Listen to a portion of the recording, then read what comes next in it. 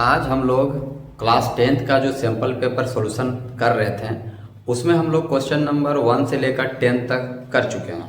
तो आज हम लोग क्वेश्चन नंबर 11 देखेंगे। तो क्वेश्चन नंबर जो 11 है कि the roots of the quadratic equation. तो क्वाड्रेटिक इक्वेशन का जो रूट्स है, ये क्वाड्रेटिक इक्वेशन हमारा दिया हुआ है। तो इस क्वाड्रेटिक इक्वेशन का जो रूट्स होगा वो क्या क्या हो सकता है। ऑप्शन 4 दिया हुआ है, इरेशनल और distinct, not real, rational and distinct, real and equal. तो हम लोग जानते हैं कि जब डिस्क्रिमिनेंट हम लोग निकालते हैं तो डिस्क्रिमिनेंट के हेल्प से ही हम लोग पता कर पाते हैं कि किसी भी क्वाड्रेटिक इक्वेशन का जो रूट्स होगा उसका नेचर क्या होगा। तो डिस्क्रिमिनेंट में 3 केस हम लोग पढ़ते हैं। जो रियल और इक्वल होता है उसका कंडीशन ये होता है कि जो डी का वैल्यू होगा वो इक्वल टू 0 होगा। और जब हम लोग पढ़ते हैं कि रियल एंड डिस्टिंक्ट, यहाँ देखिए रेशनल लिखा हुआ है, तो जब रियल एंड डिस्टिंक्ट लिखा हुआ रहता है तो केस होता है D more than 0। Not real का केस होता है कि डी लेस देन 0। और ये इरेशनल एंड डिस्टिंक्ट का केस में भी जाएगा आपका डी मोर देन 0। अभी दोनों केस में मोर देन 0 है। तो हम लोग समझेंगे थोड़ा सा इसको अच्छे से कि जब हम लोग डी निकालते हैं तो डी जब 0 निकलता है तो रियल और इक्वल का केस है, डी बराबर 0 में। लेकिन यहाँ दोनों का दोनों जो होता है इक्वल रूट्स होता है, यानी दोनों रियल और इक्वल निकलता है। लेकिन जब डी मोर देन 0 होता है तो यहाँ पे रियल और अनइक्वल निकलता है। और जब डी लेस देन 0 होता है तो इस केस में नो रियल निकलता है, यानी कि इमेजिनरी फाइंड होता है। तो हम लोग को जो दोनों केस इसी में आने वाला है, चाहे वो रेशनल वाला हो चाहे हम लोग का इरेशनल वाला हो, दोनों केस इसी में आएगा। तो हम लोग का यहाँ का जो आंसर होगा वो ये तो हो नहीं सकता है क्योंकि रियल और इक्वल बोला जा रहा है। तो इसमें हम लोग फाइंड करते हैं रूट्स थोड़ा सा और चेक करते हैं कि डी का वैल्यू क्या आ रहा है। क्या ये पहला केस में आ रहा है, सेकेंड केस में आ रहा है और थर्ड केस में आ रहा है। आप लोग को आज हम ये क्लियर कर देंगे कि जब डी मोर देन 0 होगा तो उस केस में रेशनल वाला कब होगा और इरेशनल वाला कब होगा। दोनों इसी के अंदर आता है, डी मोर देन 0 के अंदर। तो हम लोग जानते हैं कि जब कभी भी कोई क्वाड्रेटिक इक्वेशन होता है तो उस क्वाड्रेटिक इक्वेशन का 2 रूट्स होता है। तो जो 2 रूट्स होगा वो क्या होगा, इसको हम लोग थोड़ा सा यहाँ से फाइंड करते हैं। तो हम लोग जानते हैं इसके लिए डी निकालना पड़ता है और डी का formula B square minus 4ac होता है। बी का मतलब होता है कोफिशिएंट ऑफ एक्स, यहाँ कुछ है तो 1 है, 4 तो अपना जगह है। ए का मतलब है कि कोफिशिएंट ऑफ एक्स स्क्वायर, यहाँ भी 1 है और सी का वैल्यू -1 है। तो जब हम लोग यहाँ पे पुट कर देते हैं तो वैल्यू हम लोग का 1 क्या जाता है, यहाँ से 1 और यहाँ से माइनस माइनस प्लस में 4 यानी कि 5, यानी डी का वैल्यू यहाँ पे आया मोर देन 0। अब जब डी का वैल्यू मोर देन 0 आया तो इस केस में कहा जाता है कि रियल और अनइक्वल। तो रियल और अनइक्वल, अब रियल में 2 केस, रेशनल और कब इरेशनल। तो हम यहीं से पता कर पाएंगे कि अगर डी का वैल्यू यहाँ पे जो डी का वैल्यू आएगा वो अगर नन स्क्वायर होगा, non square perfect square number, non perfect square, non perfect square, अगर नन परफेक्ट स्क्वायर आता है तो इससे क्लियर पता चल जाएगा कि ये आपको इरेशनल मिलने वाला है। इरेशनल के साथ साथ डिस्टिंक्ट। और अगर यही चीज आपका डी का जो वैल्यू अगर परफेक्ट मिल जाएगा, परफेक्ट स्क्वायर नंबर अगर ये मिल जाता है तो यही आपका देगा रेशनल और डिस्टिंक्ट। अगर आप यहां से x का 2 वैल्यू अगर आप निकालना चाहते हैं क्वाड्रेटिक फॉर्मूला के हेल्प से, तो x का जो फॉर्मूला होता है माइनस में b plus minus root under d divide by 2a। तो आप देख सकते हैं यहाँ से माइनस, तो माइनस में 1 प्लस माइनस और रूट d का मतलब रूट 5 डिवाइड बाई 2 1 2 यानी 2। तो आप देख सकते हैं कि इरेशनल नंबर की तरफ मिल रहा है, दिख नहीं रहा है ना। तो ये जो फॉर्मूला हम लोग अगर पुट करते हैं, ये फॉर्मूला अगर हम लोग पुट करते हैं तो x का जो वैल्यू आएगा x equal to -1 plus minus root under 5 divide by 2 1 जा 2, यानी -1 plus minus root 5 divide by 2। तो ये एक इरेशनल नंबर होगा, ये एक इरेशनल नंबर हुआ, इसीलिए क्योंकि यहाँ पे रूट के अंदर जो 5 है वो बाहर आएगा नहीं, क्योंकि ये एक नॉन परफेक्ट स्क्वायर नंबर है। अगर ये परफेक्ट स्क्वायर नंबर होता, इससे यहाँ पे क्लियर एक रियल नंबर मिलता, एक रेशनल नंबर मिलता। एक रेशनल नंबर को रेशनल से ऐड किया करते हैं या सब्ट्रैक्ट करते हैं, तो हमको पूरा का पूरा एक रेशनल नंबर मिलता, जो कि हमारे पास फिलहाल अभी एक इरेशनल नंबर है। इसीलिए इस क्वेश्चन का आंसर जो होगा हमारा ए होगा, इरेशनल एंड डिस्टिंक्ट। तो हम लोग को इतना नहीं करना है, हम लोग को इतना नहीं करना है। हम लोगों को डी का जो वैल्यू आएगा उस पर ध्यान देना है कि डी का वैल्यू परफेक्ट है, नॉन परफेक्ट स्क्वायर है। अगर परफेक्ट स्क्वायर है तो स्क्वायर नंबर होगा, नॉन परफेक्ट स्क्वायर है तो फिर इरेशनल नंबर में जाएगा। इसीलिए हम यहाँ पे बात कर रहे थे कि डी जब मोर देन 0 होगा तो रियल और अनइक्वल, ये हम लोग बुक में पढ़े हुए हैं। लेकिन इसी में दो केस आएगा, रेशनल का भी और इरेशनल का भी। रेशनल का केस भी आएगा और इरेशनल का भी केस आएगा। रेशनल का केस तब आएगा जब परफेक्ट स्क्वायर होगा, इरेशनल का केस कब आएगा जब नॉन परफेक्ट स्क्वायर नंबर होगा। इस चीज को हम लोग को याद रखना है, ये बहुत ही इंपॉर्टेंट बातें हैं, इसको दिमाग में सेट करके रखना है, क्योंकि अक्सर ऐसा सिंपल सिंपल सिंपल अब तक हम लोग को बुक में देखते हैं और लिखा रहता है रियल और अनइक्वल, लेकिन इस केस में अलग अलग बांट दिया, लिख दिया रेशनल और इरेशनल। तो जब कभी भी डी का वैल्यू नॉन परफेक्ट आएगा, इसका मतलब नॉन परफेक्ट यानी इरेशनल और डिस्टिंक्ट, और अगर परफेक्ट स्क्वायर आएगा तो वो रेशनल और डिस्टिंक्ट। इस बात को एकदम अच्छे से याद रखना है। अब हम लोग का जो क्वेश्चन नंबर 12 है वो ट्रिग्नोमेट्री से रिलेटेड क्वेश्चन है। दिया गया है कि थीटा जो है 30 डिग्री है, थीटा का वैल्यू 30 डिग्री है, then the value 3 tan theta. ये तो सिंपल सा है कि 3 अपन जगह में है और tan थीटा, तो थीटा का वैल्यू दिया है 30 डिग्री, 30 डिग्री, तो 3 और tan 30 degree value 1/√3, total answer 3/√3, जो कि हम लोग का ऑप्शन नंबर सी में मिल रहा है। तो ये हम लोग का आंसर हो जाएगा सी। कभी कभी यहाँ आंसर ना देके अगर कुछ ऐसा दे दे कि रेशनलाइज कर दिया जाए कि 3√3 और 3√3, तो आंसर हम लोग का ये भी हो सकता है कि 3√3 और डिवाइड बाई 3 से 3 कैंसल, यानी कि √3। तो ये वैल्यू हम लोग को यहाँ तक भी मिल सकता है √3। तो कभी यहाँ तो साफ साफ हमको मिल गया कि 3√3 है, लेकिन हो सकता है कि क्वेश्चन यही रहे और ऑप्शन में ये आ जाए, तो फिर हम इसको भी टिक कर सकते हैं। अगर ये फिर ऑप्शन में ना रहा और इसके बदले में अगर ये रहा, फिर हमको इसको टिक करना होगा।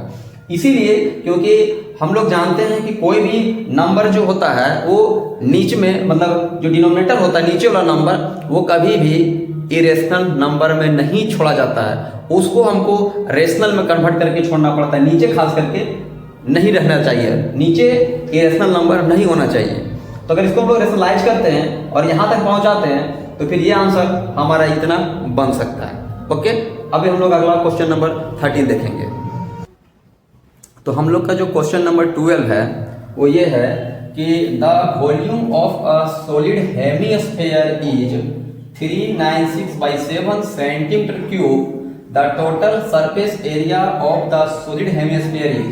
तो ये आसानी से बन जाएगा क्योंकि हम लोग का वॉल्यूम दिया हुआ है सॉलिड हेमिस्फीयर का। तो जो वॉल्यूम होता है सॉलिड हेमिस्फीयर का वो हम लोग का यहाँ पे दिया हुआ है 396/7 सेंटीमीटर क्यूब, और हेमिस्फीयर का जो वॉल्यूम होता है 2/3 πr क्यूब, और यहाँ है 396/7 सेंटीमीटर क्यूब। जिसको हम यहाँ से सॉल्व करके r का वैल्यू निकाल ले, यहाँ से आएगा 2/3 पाई का वैल्यू 22/7 इंटू r का क्यूब 396/7। तो यहाँ से इधर वाला पूरे पार्ट्स उधर सेंड कर लेते हैं, तो यहाँ से r का क्यूब मिलेगा 396/7 इंटू जो डिवाइड वाला है मल्टीप्लाई में जाएगा 3 × 7, और जो मल्टीप्लाई वाला था इधर डिवाइड में आएगा 2/22। तो यहाँ से 7 से 7 कैंसिल हो जाएगा, और ये 2 का टेबल इसको कैंसिल करेंगे 2 8 हो जाएगा, और 2 × 2 2 9 × 2 9 जा 89 होगा, 2 9 जा 18 और 2 8 जा 16। फिर 11 टेबल में 2 बार में, 11 का टेबल में 11 1 जा 11 और 11 8 जा 88 और 2 का टेबल में 9 बार में, मतलब कुल मिला के इधर r का क्यूब है, इधर 9 3 जा 27 है। हम लोग जानते हैं 27 जो है उसको ऐसे लिख सकते हैं 3 का क्यूब क्यूब कैंसिल हो जाएगा, तो r का वैल्यू निकला 3 सेंटीमीटर। अब हम लोग टोटल सरफेस एरिया है जिसका फॉर्मूला है 3 पाई r स्क्वायर, इसमें पुट करेंगे। 3 है 22/7 है और r का जो वैल्यू है वो भी हम लोग 3 निकाले हैं, तो 3 का यहाँ पर हो जाएगा स्क्वायर, तो ये 3 इंटू 22 इंटू 9/7, इसको मल्टीप्लाई कर लेते हैं और मल्टीप्लाई करने के बाद जो आंसर आएगा उसको हम लोग ठीक कर लेंगे। तो यहाँ से हो जाएगा 66 इंटू 9 डिवाइड बाई 7, 6 9 जा 54, तो 59 डिवाइड बाई 7, तो 5947 सेंटीमीटर स्क्वायर आएगा ये सरफेस एरिया हम लोग, टोटल सरफेस एरिया। अब ऑप्शन हम लोग ढूंढते हैं कि कहाँ है। पहला ऑप्शन में है, ये नहीं है, सेकेंड ऑप्शन वाला हम लोग का आंसर है, ये ऑप्शन नंबर बी हमारा आंसर हो जाएगा। नेक्स्ट क्वेश्चन है 14 है, जो कि प्रोबेबिलिटी से रिलेटेड क्वेश्चन है और सबसे आसान जो क्वेश्चन आता है अगर एमसीक्यू में तो प्रोबेबिलिटी से होता है। कहा जाता है कि in a bag containing 24 ball, total 24 ball है, किसमें तो एक बैग है, आप मान लीजिए कि बैग है, इस बैग में टोटल 24 बॉल है, उसमें से 4 बॉल आर ब्लू, 4 जो बॉल है वो ब्लू का है, 11 जो है ग्रीन का है ना, 11 बॉल ग्रीन में है। तो ऐसे समझ आ जाए तो 11 + 4 टोटल अब तक में 50 बॉल ब्लू और ग्रीन में है, and the rest are white, बाकी जो बचा हुआ बॉल है वो वाइट कलर का है। तो हम लोग तो यहाँ से पता कर सकते हैं कि वाइट बॉल कितना है, सो है ना। अगर वाइट बॉल की नंबर्स को काउंट करना है तो टोटल 24 हो गया, उसमें माइनस करेंगे ब्लू बॉल और प्लस ग्रीन बॉल को, तो 24 माइनस 15 कितना आ जाएगा,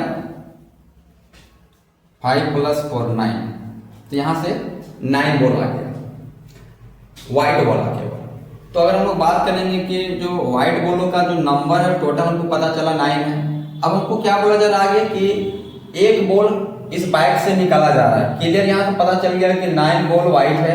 अब यहाँ से एक बॉल निकाला जा रहा है, तो बोला जा रहा है कि probability that drawn ball is white, मतलब व्हाइट बॉल का प्रोबेबिलिटी फाइंड करना है। तो हम लोग जानते हैं जिस किसी का प्रोबेबिलिटी हमको निकालना है, तो probability of white ball formula इसका होता है कि number of white ball divide by total number of sample space. तो total number of sample space के जो नंबर है टोटल 24 है, तो हम यहाँ पे पुट करेंगे 9 और 9 आएगा 11, तो उधर 4 इधर 5, ठीक है 9, तो 9/24, 9/24। अगर हम इसको डिवाइड देते हैं तो ये 3 का टेबल में 3 3 जा 9, 3 8 जा 24, यानी कि 3/8। अब 3/8 यहाँ 4 ऑप्शन में से ऑप्शन बी में दिख रहा है, जो कि हमारा करेक्ट आंसर क्वेश्चन नंबर 14 का बी होगा, 3/8। बहुत आसान है, आप इसको डायरेक्ट भी कर सकते हो, है ना, कि टोटल 24 में से ब्लू और ग्रीन को सब्ट्रैक्ट करके जो आएगा 9, तो बस 9 को डिवाइड कर देना है टोटल से, तो 9 को टोटल से डिवाइड कर दो, कटने के बाद जो आ रहा है वो 3/8 आ रहा है, यानी कि इसका आंसर हो जाएगा 3/8। तो ये ऑब्जेक्टिव क्वेश्चन है, और ऑब्जेक्टिव क्वेश्चन को आप एग्जाम में जितना शॉर्ट तरीका से कर सकते हो उतना शॉर्ट तरीका से आप करो, ठीक है। क्वेश्चन हम लोग नेक्स्ट देखते हैं। क्वेश्चन नंबर जो 15 है ये कोऑर्डिनेट ज्योमेट्री से रिलेटेड क्वेश्चन है, ठीक है। तो आप इसको 2 अलग अलग तरीके से सॉल्व कर सकते हो, और अगर आप शॉर्ट में इसका आंसर अगर फाइंड करना चाहते हो तो आप ग्राफ का हेल्प लेके इसमें आप फाइंड कर सकते हो तुरंत, नहीं तो फिर इस पॉइंट से इस पॉइंट का डिस्टेंस निकालते जाना पड़ेगा, क्योंकि कहा बोला गया है क्वेश्चन में कि the point on the x axis nearest to the point this, मतलब कोई पॉइंट है। अब अगर ग्राफ में देखोगे तो आपको पता चलेगा कि जो पॉइंट है कहाँ पे, तो माइनस में 4 और माइनस में 5 लगभग दोनों माइनस में है, तो दोनों माइनस का रिजल्ट तो आपको यहाँ पे मिलेगा। तो ये 1 2 3 4 1 2 3 4 5, यानी कि इस जगह का जो पॉइंट होगा वो हमारा है माइनस में 4 और माइनस में 5। और यहाँ पे जो पॉइंट है वो हमारा यहाँ का है 0 0 का। एक पॉइंट है माइनस में 4 और 0, यानी x का वैल्यू -4 0, यानी यहाँ वाला पॉइंट है माइनस में 4 और 0। एक है माइनस में 5 0, तो x का वैल्यू -5 है, तो ये और आगे जाएगा। तो मान लीजिए कि इस जगह पे है -5 और ये इसका कोऑर्डिनेट हो जाएगा -5 और 0।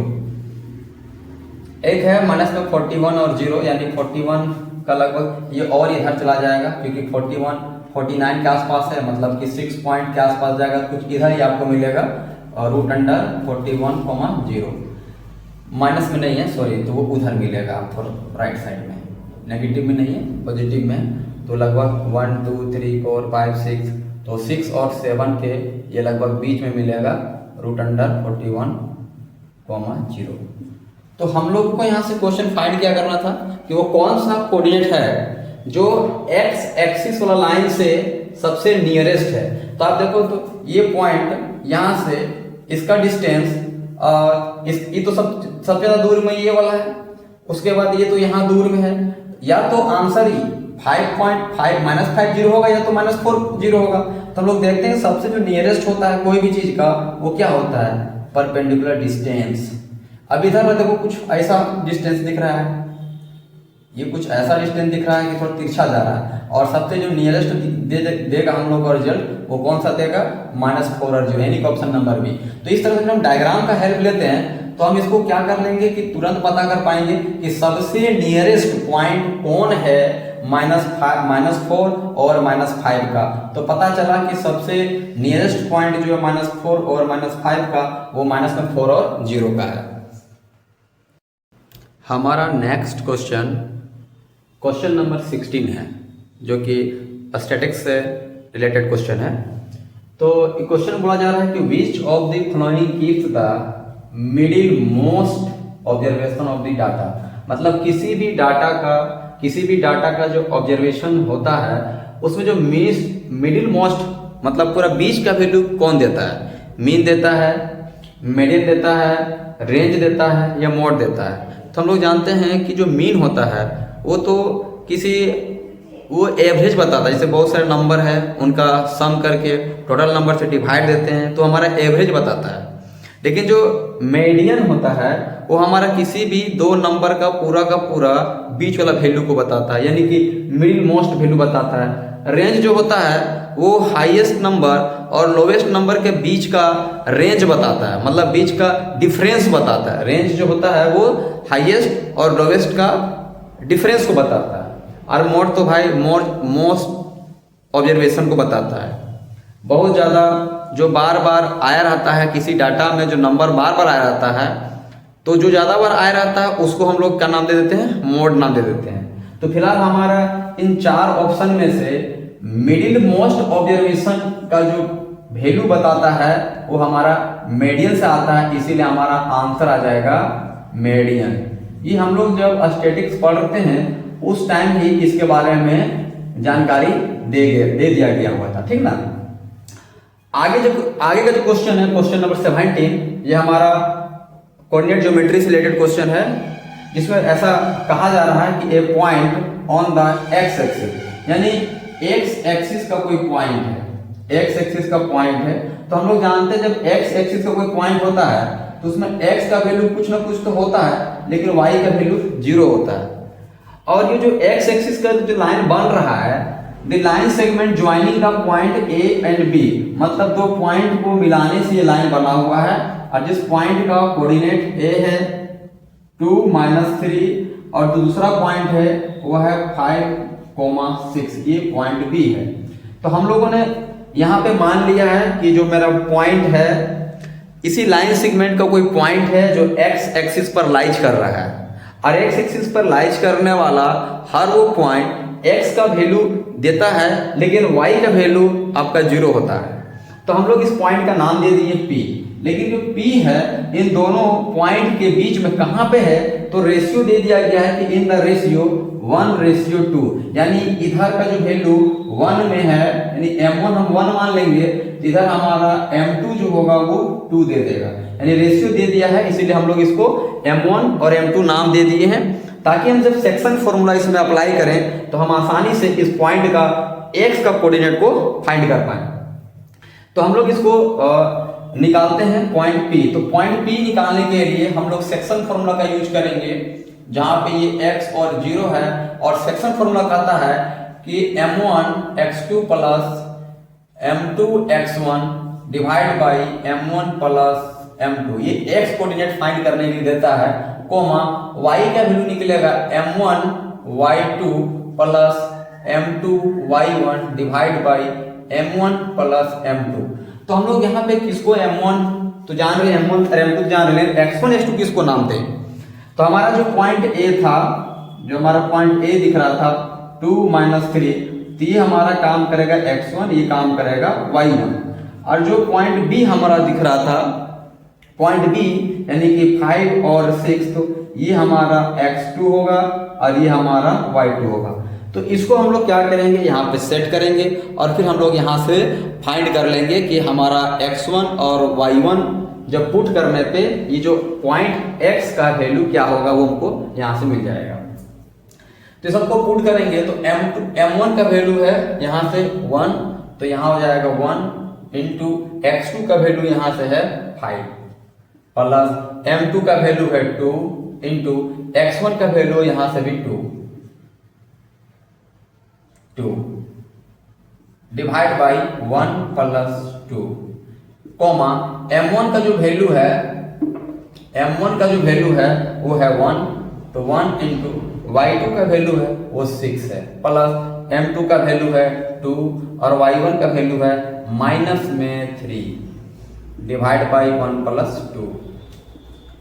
5 1 जा 5 प्लस 2 4, यहाँ से 5 और यहाँ से 4 यानी 9/3, और यहाँ से बात करें तो 6 है और यहाँ से देखा जाए तो माइनस में 3 है, यहाँ से 3 है,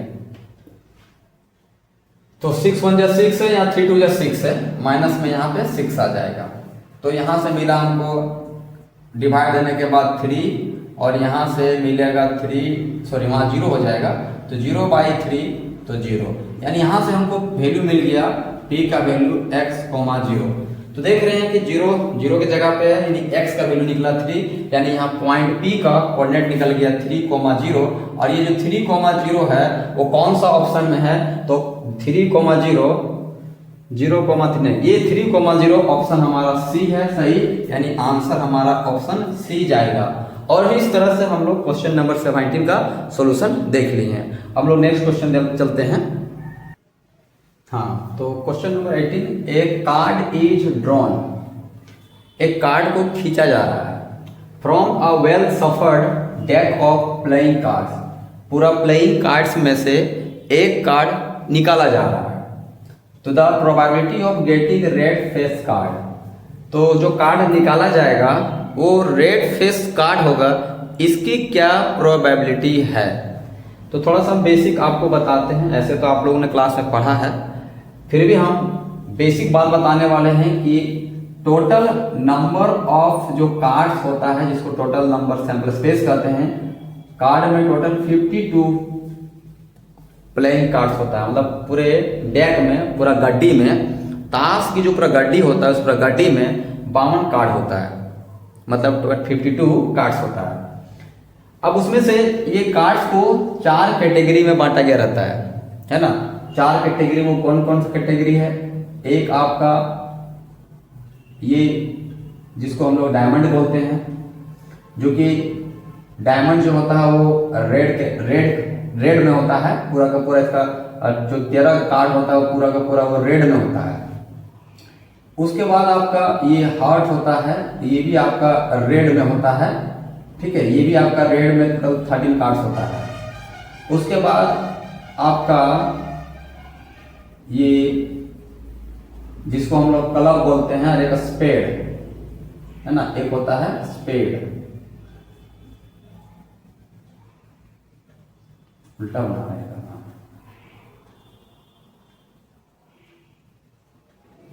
अरे भाई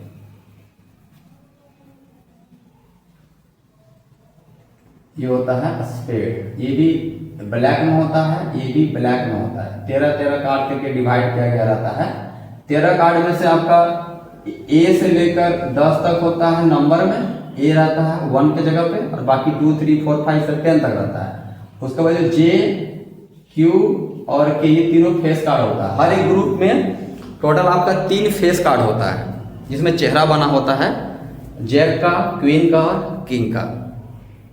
तो यहाँ पे सवाल बस इतना है कि रेड में फेस कार्ड का प्रोबेबिलिटी निकालना है। तो हमको पहले ये तो पता करना होगा कि टोटल रेड में कितना फेस कार्ड है।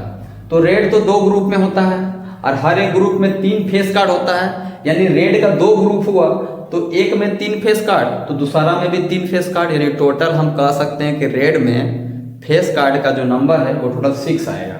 तो अगर इवेंट हम मान लेते हैं, इवेंट हमारा हो जाएगा रेड फेस कार्ड, ई अगर हमारा इवेंट है रेड फेस कार्ड का तो नंबर टोटल कितना हो जाएगा 6। और जब हम इसका प्रोबेबिलिटी निकालेंगे इस इवेंट का, तो इस इवेंट का प्रोबेबिलिटी क्या हो जाएगा, total number sample space by total number of, sorry उल्टा लिख दे रहे हैं, यहाँ आएगा आपका नंबर ऑफ इवेंट और नीचे आएगा नंबर ऑफ सैंपल स्पेस, यानी नंबर ऑफ इवेंट कितना हो जाएगा 6, total number of sample space हो जाएगा 52। डिवाइड लगा देते हैं 2 का टेबल में 3 बार में, 2 का टेबल में 26 में, यानी 3/26 आपका आ गया रेड फेस कार्ड का प्रोबेबिलिटी, जो कि हमारा ऑप्शन नंबर डी में है। ठीक है, तो ये इसका आंसर हो जाएगा डी। क्वेश्चन नंबर जो 19 है वो असर्शन रीजन का क्वेश्चन है। तो असर्शन रीजन में 4 ऑप्शन बनाया गया रहता है, वो मैं आपको बताता हूँ। पहला ऑप्शन आपका बनाया गया रहता है, इसमें असर्शन और रीजन दोनों ट्रू होता है, असर्शन और रीजन दोनों ट्रू होता है और करेक्ट एक्सप्लेनेशन भी दिया गया रहता है। और बी ऑप्शन जो होता है असर्शन और रीजन दोनों ट्रू होता है, ये दोनों ट्रू होता है, याद रखना दोनों ट्रू है, लेकिन करेक्ट एक्सप्लेनेशन दिया गया रहता है असर्शन का रीजन में। इसमें भी दोनों का दोनों ट्रू होता है, लेकिन करेक्ट एक्सप्लेनेशन नहीं दिया गया रहता है। असर्शन का करेक्ट एक्सप्लेनेशन रीजन में नहीं दिया गया रहता है, इसमें दिया गया रहता है, लेकिन दोनों में दोनों स्टेटमेंट ट्रू होता है, इसमें भी इसमें भी। जो हमारा सी ऑप्शन होता है, तो सी ऑप्शन में असर्शन ट्रू दिया गया रहता है और असर्शन जो रहता है सी ऑप्शन में ट्रू होता है, यानी असर्शन आपका ट्रू होगा और रीजन आपका फॉल्स होगा। और डी ऑप्शन रहता है आपका कि असर्शन आपका फॉल्स होगा, असर्शन आपका फॉल्स होगा और रीजन आपका ट्रू होगा। तो इस तरह से 4 ऑप्शन बनाया गया रहता है असर्शन रीजन के सवाल को सॉल्व करने के लिए। तो हम लोग देखते हैं सबसे पहले कि जो सवाल है वो है क्या, या इसमें हम लोग समझते हैं पहले कि इसमें कहना क्या चाह रहा है। ये स्टेटमेंट जो है दिया गया 2 स्टेटमेंट है, असर्शन और रीजन, क्या क्या कह रहा है। HCF of any 2 consecutive event natural number is always 2। इसका कहना है कि कोई भी 2 हम नंबर लेते हैं, कोई भी 2 लगातार 2 कंसेक्यूटिव इवेंट नंबर लेते हैं और हम उसका एचसीएफ निकालते हैं, तो एचसीएफ 2 आएगा। तो हम लोग इसको एग्जाम्पल के हेल्प से देखते हैं थोड़ा, कि हम 2 लगातार नंबर ले लिए, वो भी 2 लगातार इवेंट नेचुरल नंबर लेना है। तो जैसे कि हम 2 ले लिए और 4 ले लिए, तो हम इस 2 और 4 का अगर एचसीएफ निकालेंगे तो 2 का प्राइम फैक्टराइजेशन 2 1 2 आएगा और 4 का प्राइम फैक्टराइजेशन 2 into 2 आएगा। तो एचसीएफ जान रहे दोनों में 2 मिल रहा है, तो यहां से हम कह सकते हैं कि एचसीएफ हमारा 2 आया। तो इसका मतलब ये हुआ कि असर्शन से ट्रू साबित हो गया, असर्शन जो हमारा दिया है वो तो ट्रू है। अब हम लोग थोड़ा सा चेक कर लेते हैं रीजन के ऊपर। कहता है कि every even natural number are divisible by 2। इसका कहने का मतलब है कि अगर हम लोग कोई नेचुरल नंबर लेते हैं, इवेंट नेचुरल नंबर, जैसे यही दोनों इवेंट नेचुरल नंबर ही अपने आप में है, ये दोनों नंबर है वो डिविजिबल बाय 2 है। दिख रहा है भाई कि कोई भी नंबर हम ले लेते हैं, चाहे 2 4 6 कोई भी इवन नेचुरल नंबर लेते हैं तो सब का सब ये 2 से डिविजिबल है पूरा पूरा। ये 2 का टेबल में 1 बार में, 2 से 2 बार में, ये 2 से 3 बार में। तो हम ऐसा कह सकते हैं कि हमारा रीजन भी क्या है, ट्रू है। यानी यहाँ पे असर्शन भी ट्रू है, रीजन भी ट्रू है। लेकिन सबसे बड़ा बात यह है कि जब ये दोनों ट्रू होता है तो बच्चा लोगों को कंफ्यूजन ज्यादा हो जाता है, क्योंकि ऑप्शन ए में भी बोला जाता है कि असर्शन रीजन ट्रू है और ऑप्शन बी में बोला जाता है असर्शन रीजन ट्रू है। तो फिर हम लोग सेलेक्ट किस में करेंगे? बस ये देखना है कि क्या इसका ऐसा कोई भी चीजें हैं जो एचसीएफ से रिलेटेड चीजें यहां लिखा हुआ है तो नहीं लिखा हुआ है। ये एक अलग स्टेटमेंट है जो अपने आप में ट्रू है, ये एक अलग स्टेटमेंट है जो अपने आप में ट्रू है। इससे रिलेटेड अगर कोई बात यहां कहा गया होता और वो ट्रू निकलता तो इसका सीधा मतलब होता है कि असर्शन और रीजन ट्रू के साथ साथ असर्शन में जो स्टेटमेंट है उस स्टेटमेंट का रीजन में एक्सप्लेनेशन दिया गया है। लेकिन ऐसा इसमें तो कुछ भी नहीं है। तो हम लोग यहाँ पे ऑप्शन बी के साथ चलेंगे, क्योंकि बी ही हमारा करेक्ट ऑप्शन होगा जिसमें असर्शन और रीजन दोनों ट्रू है और असर्शन का एक्सप्लेनेशन यानी कि इसके बारे में चर्चा रीजन में नहीं किया गया है। तो इस तरह से हम लोग 19 नंबर का क्वेश्चन कर लिए हैं। नेक्स्ट क्वेश्चन हम लोग 20 करते हैं। तो क्वेश्चन नंबर 20 का जो क्वेश्चन है वो भी असर्शन रीजन वाला सवाल है। 2 सवाल है, 19 में था असर्शन रीजन, 20 में भी असर्शन रीजन का सवाल है। तो इसके स्टेटमेंट को पहले हम लोग समझते हैं कि स्टेटमेंट में है क्या। क्वेश्चन कहता है कि if the radius of a sector, तो पहले हम लोग फिगर बनाते हैं। ये मान लीजिए ये हुआ हमारा सर्कल और ये मान लीजिए हमने बना लिया सेक्टर। ठीक है, ये पूरा सेक्टर हो गया और सेक्टर का जो पेरीमीटर है पूरा पूरा ये वाला है, यहाँ से यहाँ ऐसे है और ये ऐसे है। यहाँ पे जो एंगल बनता है हम लोग जानते हैं थीटा होता है। तो if the radius of sector, sector का रेडियस ये हुआ जिसमें हम लोग जान रहे ओ ए है, ये ओ से बी है। ऑफ सर्कल इज रिड्यूस, अगर इसको हम लोग क्या करते हैं, कम कर दे। कितना कम कर दे? आधा कर दे। अब रेडियस जैसे कि मान लीजिए 10 सेंटीमीटर का था, हम उसको क्या कर दिए, रेडियस आधा कर दिए और ये रेडियस बन गया हमारा 5 का। ये 5 हो गया, ये 5 हो गया। एंड एंगल इज डबल, और एंगल को बढ़ा दिए। जैसे कि मान लीजिए अगर 30 डिग्री का था तो यहाँ हो गया आपका 60 डिग्री का। Then the perimeter of sector remains same, तो इसका कहने का मतलब है कि यहाँ का जो पूरा पेरीमीटर होगा, ये वाला सेक्टर का पेरीमीटर और यहाँ वाला सेक्टर का जो पेरीमीटर होगा वो कहता है सेम होगा। लेकिन ऐसा हम लोगों ने पढ़ा है कि सेम नहीं होता है। सेम इसलिए नहीं होता है क्योंकि रेडियस इसको ऐड करेंगे और यहाँ से जो लेंथ है ये लेंथ हम लोग निकाल लेंगे। लेंथ हम लोग निकालने के लिए आता है आर्क का लेंथ θ/360 इंटू 2πr से। इसका लेंथ निकाल के और इन दोनों को अगर हम लोग ऐड कर लेते हैं तो उसका रिजल्ट कुछ और आएगा। और अगर हम यहाँ पे क्या कर लेते हैं कि इसका थीटा को, मतलब थीटा बोले इसका रेडियस को और इसके आर्क ऑफ लेंथ को अगर ऐड करते हैं तो कुछ अलग रिजल्ट आएगा। और जबकि यहाँ पे बोला गया कि दोनों का पेरीमीटर, दोनों सेक्टर का जो पेरीमीटर होगा ना वो सेम होगा, तो ये फॉल्स हो जाएगा क्योंकि दोनों का दोनों सेम नहीं होता है। तो असर्शन का कंडीशन यहाँ से पता चला कि फॉल्स है। अब हम लोग दूसरा स्टेटमेंट मतलब रीजन में देखते हैं। दूसरा स्टेटमेंट जो है उसमें चेक करते हैं कि the length of the arc का अगर लेंथ आपको पता करना है जिसका थीटा दिया हुआ है सेंटर का और सेंटर से सर्कल का रेडियस भी दिया हुआ आर, तो उसका वैल्यू इतना होता है। जबकि हम लोग जानते हैं कि फॉर्मूला जो होता है वो ये होता है, ऊपर में होता है थीटा मतलब एंगल θ/360 लेते हैं और इंटू में यहाँ पे 2πr होता है। लेकिन इसको अगर हम लोग थोड़ा सा कट करेंगे ना तो हम लोग को यहाँ मिल जाएगा। देखो अगर इसको हम लोग कट करते हैं 2 का टेबल में ये तो यहाँ से 180 आ गया, तो ऊपर में हमको क्या मिला θπr, तो यहाँ पे देखिए पाई थीटा है तो पाई आ गया ये वाला, नीचे से ये 180 इंटू ये थीटा और आर साथ में तो आर थीटा। तो हम लोग कह सकते हैं कि ये सही है, ये हमारा θ/360 इंटू 2πr का ही वैल्यू है जिसको रिड्यूस करके लिखा गया, ये सही है, यानी ये स्टेटमेंट ट्रू है। यानी हमारा 20 नंबर में जो क्वेश्चन था उसका असर्शन फॉल्स आया है और रीजन हमारा ट्रू आया है, तो हमको ये चेक करना होगा कि आप आखिर ये फिर किस में गया, मतलब कौन सा ऑप्शन में जाएगा। ये पहला ऑप्शन, दूसरा ऑप्शन, तीसरा ऑप्शन, चौथा ऑप्शन, यानी ए बी सी डी में। तो हम लोग देख रहे हैं कि सी नहीं डी में आएगा, क्योंकि डी में असर्शन फॉल्स है, असर्शन फॉल्स है और रीजन क्या है, ट्रू है। तो हमारा 20 का ओवरऑल जो आंसर आएगा वो डी नंबर में आएगा, यानी कि असर्शन फॉल्स, रीजन ट्रू। ठीक है।